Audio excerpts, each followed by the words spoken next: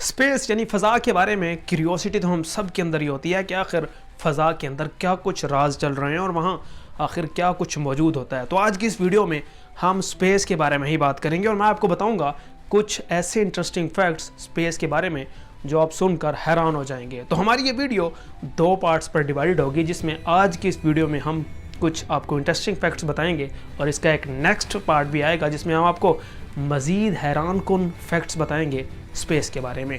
क्या आप जानते हैं कि स्पेस सूट जो एस्ट्रोनॉट्स पहनते हैं उसकी प्राइस क्या होती है? तो आप सुनकर भी हैरान हो जाएंगे कि एक स्पेस सूट को बनाने के लिए $12 मिलियन का खर्चा आता है। $12 मिलियन कितने होते हैं पाकिस्तानी रुपयों में, या मुझे कन्वर्ट करके कमेंट में ज़रूर बताइएगा। और ये बहुत बड़ी रकम होती है, ये आम सूट नहीं होता। स्पेस सूट $12 मिलियन में बनता है। क्या आप जानते हैं कि स्पेस के अंदर अगर 2 मेटल्स टकरा जाएं तो वो आपस में वेल्ड हो जाते हैं, मतलब जुड़ जाते हैं आपस में। जिस तरह हम यहाँ ज़मीन पर वेल्डिंग करते हैं उसी तरह ये वेल्ड हो जाते हैं आपस में, क्योंकि स्पेस के अंदर किसी भी किस्म का कोई मीडियम मौजूद नहीं होता और उन 2 मेटल्स को ये बात पता ही नहीं होती कि वो 2 अलग अलग चीज़ें हैं, और जैसे ही वो आपस में टकराते हैं वो आपस में वेल्ड हो जाते हैं। और इस टर्म को कोल्ड वेल्डिंग कहते हैं। मतलब इस वेल्डिंग के लिए आपको किसी भी चीज़ की ज़रूरत नहीं है, बस 2 मेटल्स को आपस में लाओ और वो खुद ब खुद जुड़ जाएंगे। तो आई थिंक वेल्डिंग की दुकान वहाँ पे काफ़ी ज़्यादा चलेगी, लेकिन मैं सोचता हूँ कि वहाँ पर आएगा कौन। क्या आप जानते हैं कि स्पेस यानी फ़ज़ा मुकम्मल तौर पर साइलेंट है, वहाँ किसी भी किस्म का कोई साउंड ट्रैवल ही नहीं कर सकता। मतलब अगर आप स्पेस में जाते हैं तो आपको किसी भी किस्म की कोई आवाज़ नहीं आएगी और वहाँ आप बोल भी नहीं सकते। मतलब वहाँ पर साउंड वेव्स ट्रैवल ही नहीं कर पाती। और जो एस्ट्रोनॉट्स और दूसरे लोग स्पेस में जाकर बात करते हैं वो रेडियो वेव्स के ज़रिए करते हैं। मतलब रेडियो वेव्स तो स्पेस के अंदर ट्रैवल कर सकती हैं, लेकिन साउंड वेव्स स्पेस के अंदर ट्रैवल नहीं कर सकती और वहाँ पर मुकम्मल तौर पर खामोशी होती है। तो खामोश पसंद लोग और तन्हा रहने वाले लोग स्पेस में जाएं, उनका काफ़ी अच्छा टाइम पास हो जाएगा वहाँ पे। और अब तक का सबसे बड़ा फैक्ट, क्या आप जानते हैं कि अगर आप स्पेस में बिना मेरे चैनल को सब्सक्राइब किए जाते हैं तो आप स्पेस के अंदर एंटर ही नहीं हो सकते। मतलब आपको स्पेस में जाने के लिए मेरे चैनल को सब्सक्राइब करना ही पड़ेगा। तो भाई स्पेस में अगर जाना है तो चैनल को सब्सक्राइब कर दो।